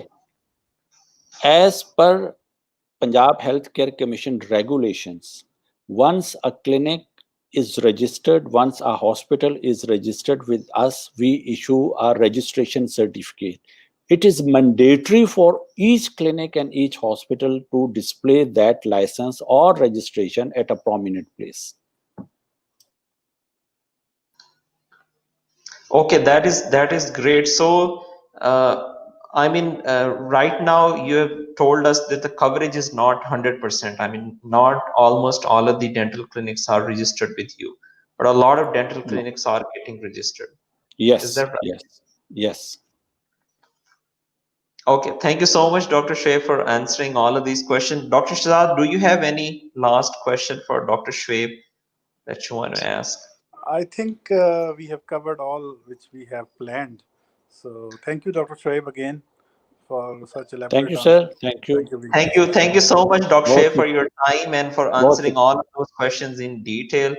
I mean, the audience is saying that they have enjoyed the session and it was very Thank you. informative for them. Thank you, sir. Thank you. Okay.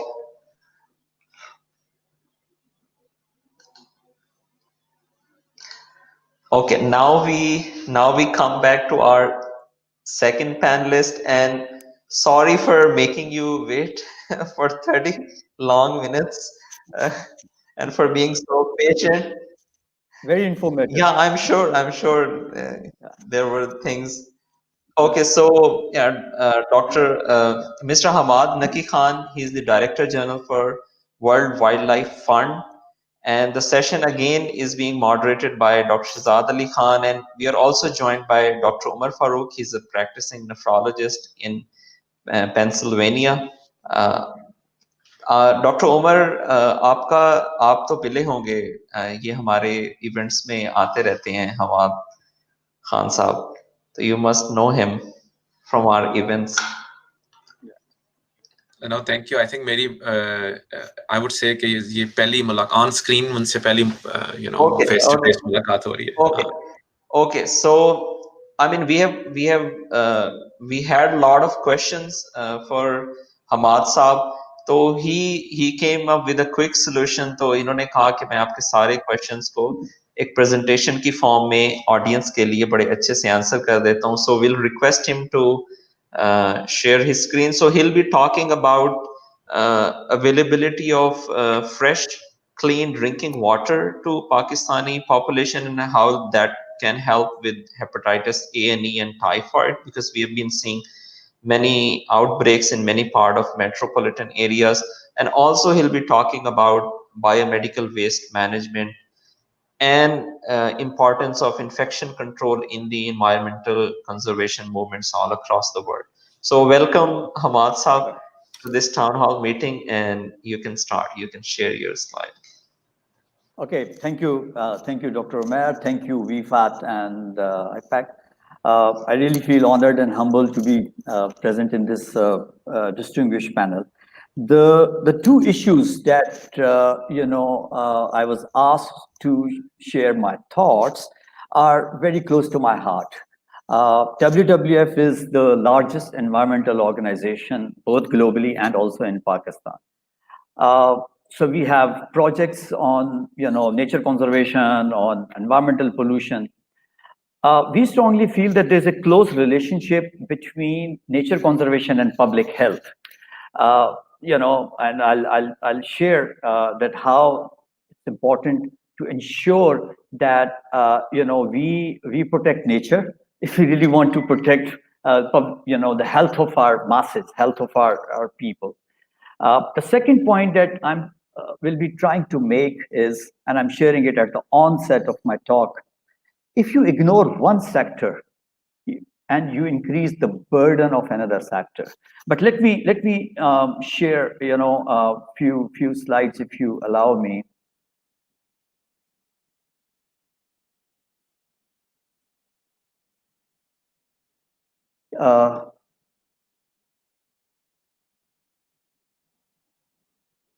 So can you see my my screen? Yes, you can.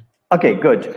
So quickly, I mean, if you look at the situation related to drinking water, um, it's quite bad. When you compare it with a lot of government reports, maybe it doesn't look that bad. But you look at the independent reports from organizations like UNICEF or WHO, you'll see that we are one of those countries, the top 10 countries, the greatest number of people living without access to potable water. The problem is that sometimes the definition of potable water is very fluid. Even if there's a dug well in a small town or in a village, cluster of village, that would be treated despite the fact that there is E. coli or fecal contamination in that source. The result is that 40% of the deaths and a huge number of infant mortality is just because of waterborne diseases. So that's what's my point, that you ignore one sector and you increase the burden of the health sector.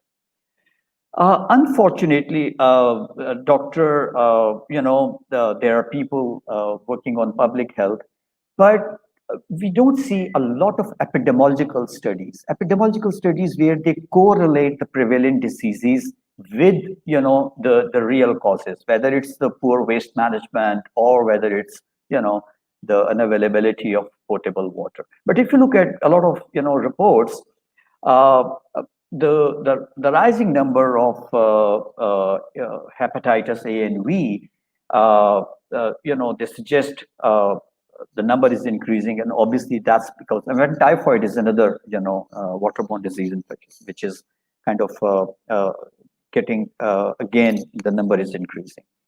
Just to give you an example of Mayo Hospital, which receives on an average 80 patients per day.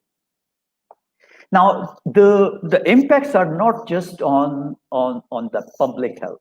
It has an economic cost. The people lose their productivity hours. The people have to buy medicine. They have to spend money on the treatment. So that's where the Pakistan economy, these diseases which are related to water or hygiene, they are causing more than a loss of 380 million US dollars, part of the GDP. Now, what the government is doing, unfortunately, when the government set their priorities, political governments, they love infrastructure.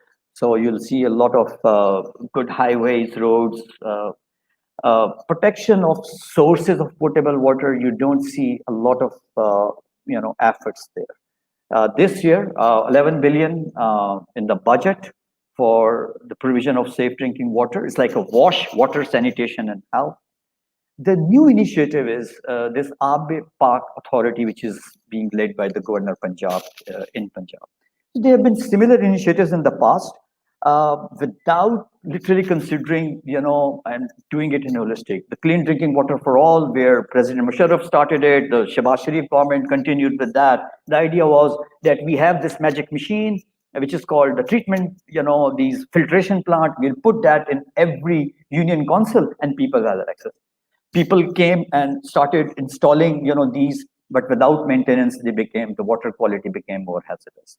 WWF recognizes water as one of the major environmental issues. I will not go into the detail, but we have, maybe you can visit our website to know we have different initiatives to protect the water sources and to promote better practices towards water conservation and improving the quality of water. Now, let me, we have a lot of policies. We have a drinking water standards. We have a national water policy. We have Punjab Water Act. A lot of them they talk about, the measures to ensure potable water. Unfortunately, as with many other sectors, the enforcement is weak. We asked government to at least classify the water bodies. Just to give you one example, if Rawal Dam is used for drinking water, it should be classified as Class A, which means that you have to ensure that untreated effluent, contaminated industrial wastewater, sewage does not enter a Class A water body, because the water is being used for drinking purposes. It has to meet a certain standard. I think, unfortunately, there's still, despite a lot of efforts, things have improved, but awareness related to the importance of safe drinking water still needs a lot of improvement. People talk about, simple disinfection technologies, boil kar lein to bach jayega, usse bahut farak padta hai. But if there are heavy metals and other stuff, obviously that's. But for these, I think at least microbial contamination, wo to kafi had tak ho sakti hai. So that's related to drinking water. But let me come to a more serious issue. I think Dr. Shoaib mentioned about this, but let me slightly show the other side of the story. Things have improved, but there's still much which needs to be done. Okay, I will not go into this, the causes, but a major issue is the way we are managing our healthcare waste.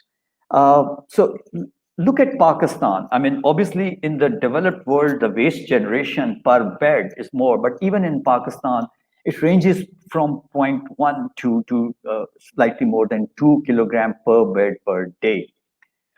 In developed world is slightly more because they use more kind of a disposable stuff, but they have good management systems in place.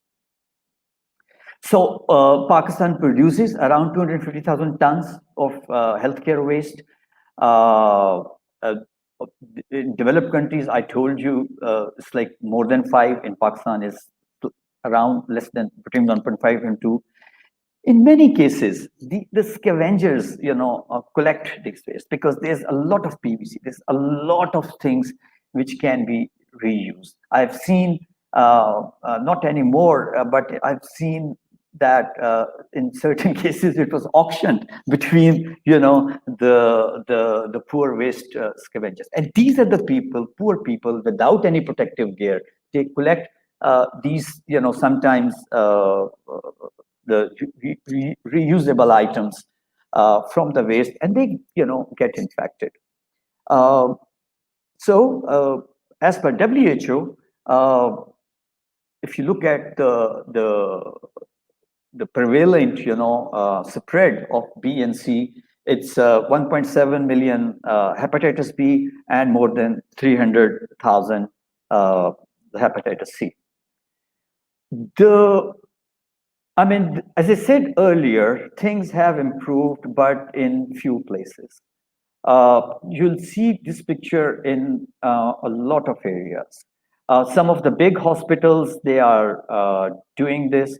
Some of the big hospitals, and Dr. Shoaib mentioned about incinerators, and he mentioned about the private companies. I tell you honestly, some of these private companies, if you go and look at their facilities, you won't find that proper temperatures. As an environmental engineer, I know for an incinerator, 3 T's are very important.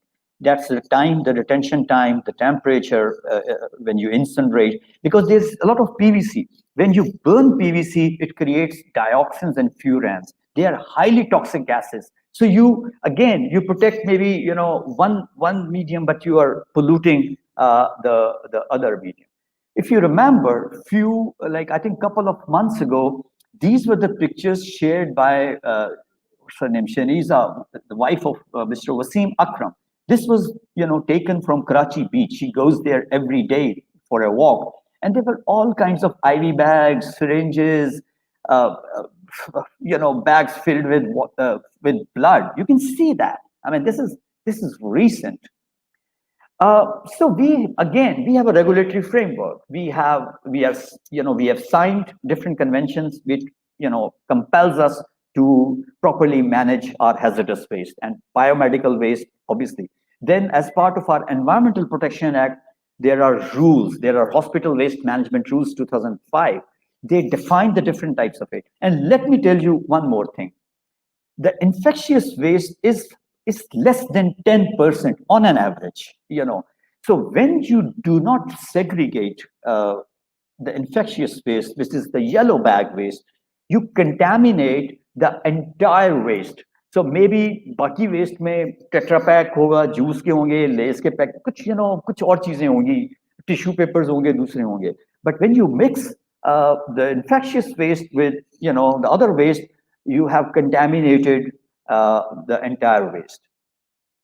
So we thought that this is very important. We started kind of a campaign. हम लोगों ने we organized trainings for people working in this industry. Obviously, we also have like limited as a project-based organization, but we developed a manual for practitioners working in the healthcare facilities. Our healthcare waste management manual is available, and by the way, it's available for IPAC and for other institutes, you know, to take it forward. So one more thing is that you have to ensure that the recyclable stuff or the stuff which can be you know reused has to be kind of crushed or you know kind of disposed of properly, because that's where you want to ensure that it not goes into you know some other hands. As I said earlier, I think it's critically important for all the healthcare facilities to segregate. I think classification and segregation at source. A lot of good hospitals, they have this segregation, they have these yellow bags. But as I said, some of the hospitals, they have these kind of furnaces. They say it's an incinerator. They don't, you know, they just burn it, and you know the ash is contaminated, and they make the air also contaminated. There are, along with incinerator, there are other techniques. I think I've seen using microwave technologies. I've seen using autoclave technology in rural, remote areas. After you know making you know kind of trying to disinfect, and then just the deep burial. As an organization, we do not support that every hospital or every facility has its own you know incinerator. I think we should have state-of-the-art, one centralized facility where good operational controls are ensured, and then you know you just incinerate the infectious waste. एक और चीज है कि because वो उनकी you know they charge, these private companies charge, तो वो mix भी करवा देते हैं ताकि you know उनके जो charges हैं वो भी ज्यादा हों. This is lastly, you know, that different, you know, obviously the waste which comes from the radio, like where the cancer treatment, which is sometimes cytotoxic waste, the infectious waste, there's a sharp waste. So once you segregate them, then you are in a much better position to ensure a proper management. Because then you also do not increase the burden of your waste management facility. And obviously the cytotoxic waste and the infectious waste needs a separate, you know, kind of treatment and management. Oh, thank you very much. I think the panda is also wearing mask, and this is just, you know, we made this when we really wanted to pay tribute to excellent service provided by the healthcare professionals when they were working on COVID. So I'm open to questions. Okay. Thank you so much, Hamad Saab, for this wonderful presentation. I think you have covered almost all of the questions that we had for you. So मैं थोड़े से follow-up questions पूछूंगा आपसे. एक मेरा question ये है कि जो आपका एक project है उसमें river cleaning के ऊपर बात हो रही है कि दरियाओं को और canal के जो है, तो we see a lot of sewage being dumped into canals and then rivers, or वो फिर down the stream. Obviously that sewage has hepatitis A, E, typhoid, all sorts of viruses and bacteria, and down the stream lot of these low socioeconomic communities are using that water for a lot of purposes. So how do you see ये जो clean water इसकी river cleaning की जो movements हैं या जो आप project चला रहे, how those help us in hepatitis? Okay, thank you, Dr. Umair. This is like very important. Or as you said earlier, कि हमारे projects scattered हैं up north से लेके coastal area तक. मैंने अपनी आंखों से साउथ पंजाब में और कुछ बलूचिस्तान और सिंध के कुछ जिलों में लाइफ स्टॉक को और इंसानों को एक ही तालाब से पानी ऐसे ऐसे करके बस किया और पानी पीते थे. Honestly, अभी आजकल के ज़माने में.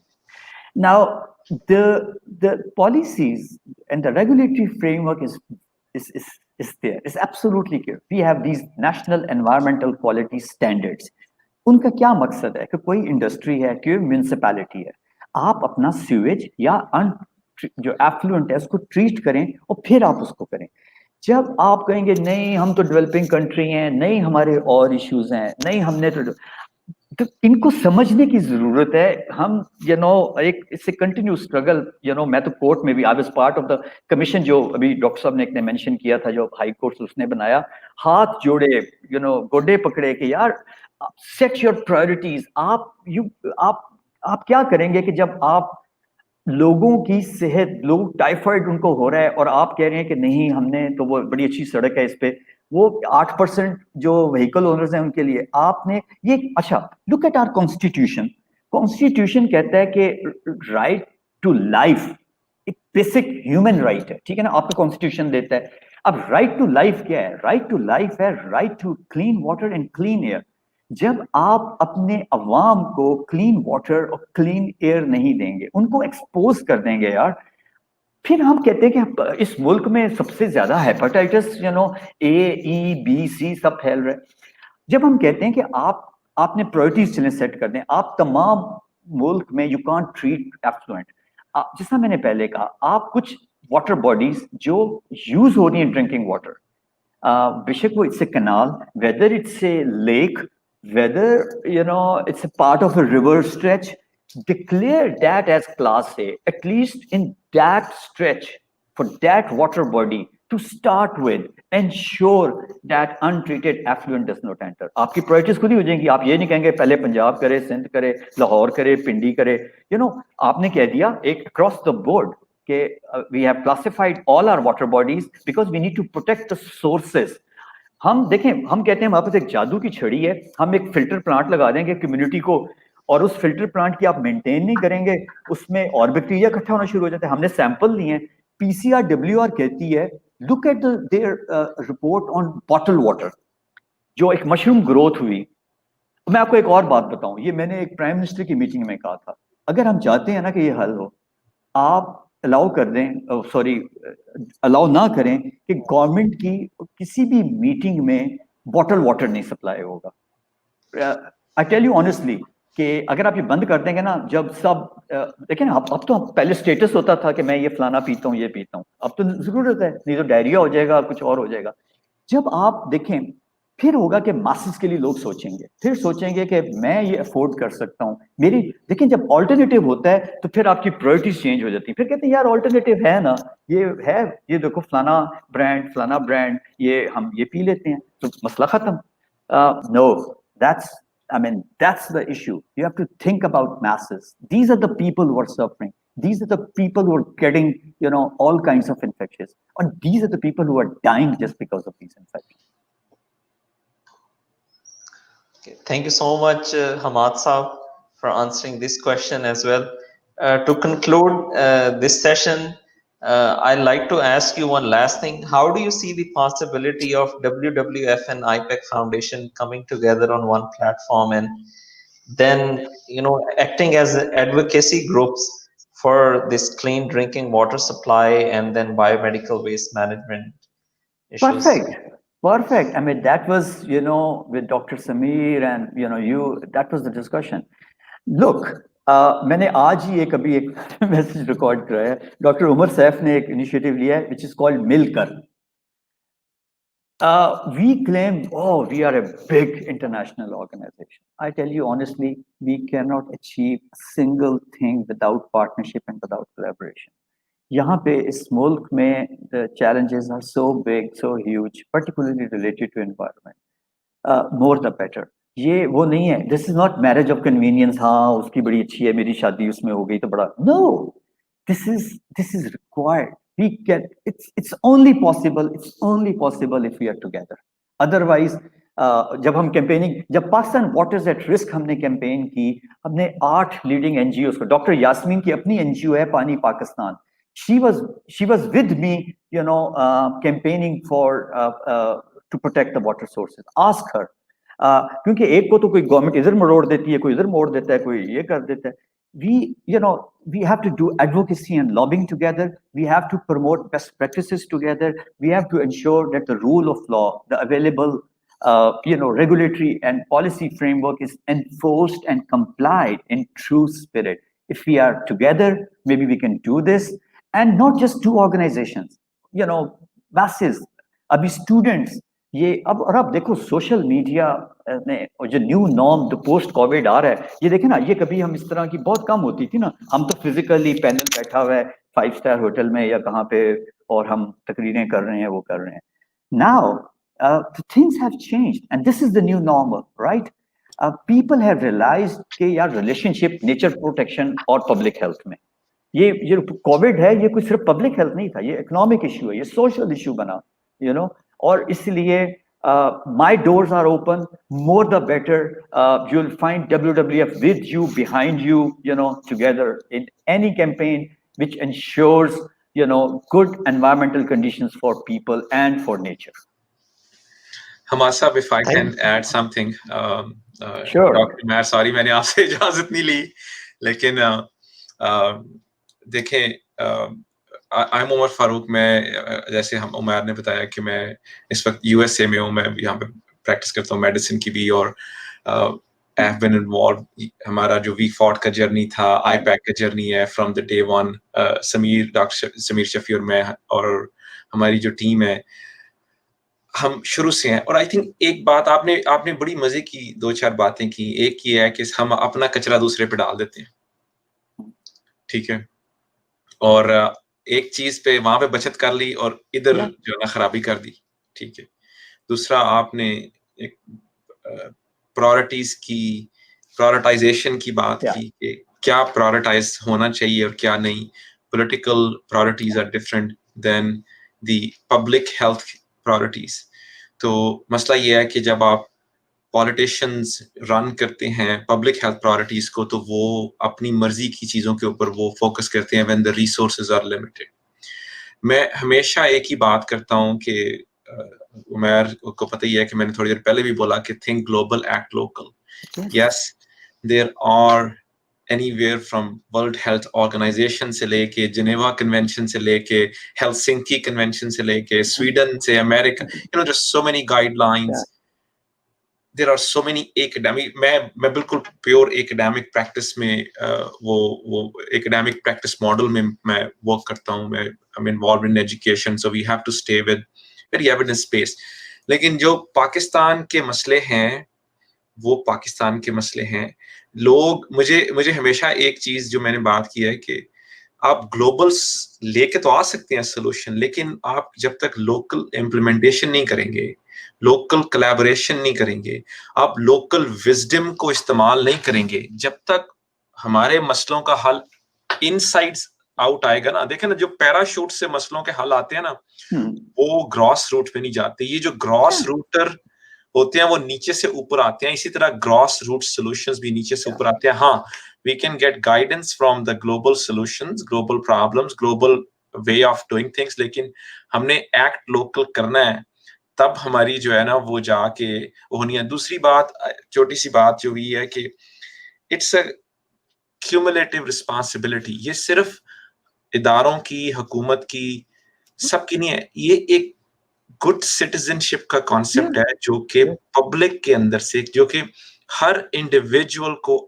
अपना रोल प्ले करना है being a good citizen.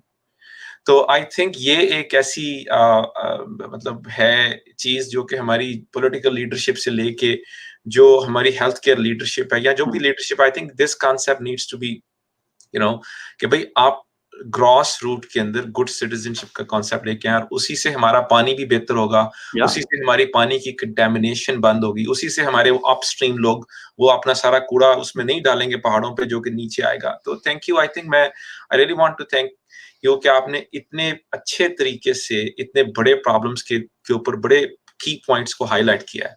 Really thank you for that. No, thank you, Dr. Umar. You nailed it. You nailed, the final comments, and I fully endorse them. Absolutely right. Thank you. Dr. Yeah, Shahzad, same आपने here. कुछ कहना है? Dr. Same Shahzad, here. I was also just listening to what Nakwisa was saying, the same comments which Umar very rightly summarized.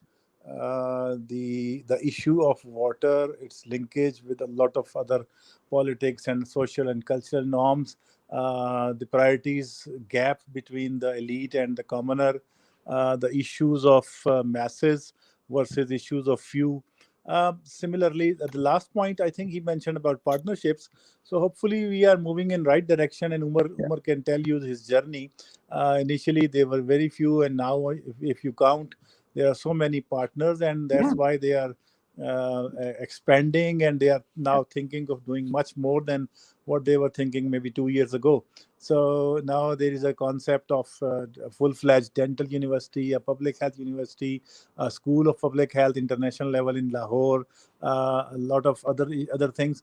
And I think this WWF will be a great partner because we are lacking in the sector of environment. And this issue of water, I think he mentioned a lot of things about health. But in Pakistan, this water safety and water is considered, and it is dealt by the Ministry of Environment as well. So when we talk about even the healthcare waste management, it is protected by the Pakistan Environmental Protection Act of 1997 and then 2002 ordinance. So there are so many legislations and so many acts which emphasize and which give the powers to environmental magistrates to even go to the hospital and seize if anything is not as per routine. So in addition to Healthcare Commission, we have Environment Ministry who is responsible for this biomedical waste and all these kind of issues in Pakistan by legislation. And I have been involved in multiple trainings in hospital waste management in Pakistan level. Whenever we train a few people, they get transferred, and there's a turnover, new people coming, and the cycle goes on. This is one of the most neglected area in Pakistan. Not much has been done. And by partnering with WWF, I think we can do much more. Health Services Academy is there.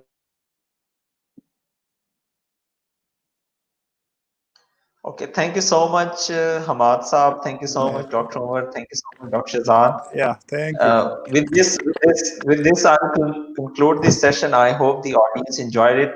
And lot of thumbs up for Hamad Saab presentation. आपकी presentation के बारे में काफी अच्छे remarks आ रहे हैं comments के अंदर. So yeah, looking forward to collaborating with WWF very soon. Definitely. Okay, thank you so much. With this, Thank I'll you. be ending live broadcast. Thank you. Thank you. बहुत शुक्रिया. खुदा हाफिज।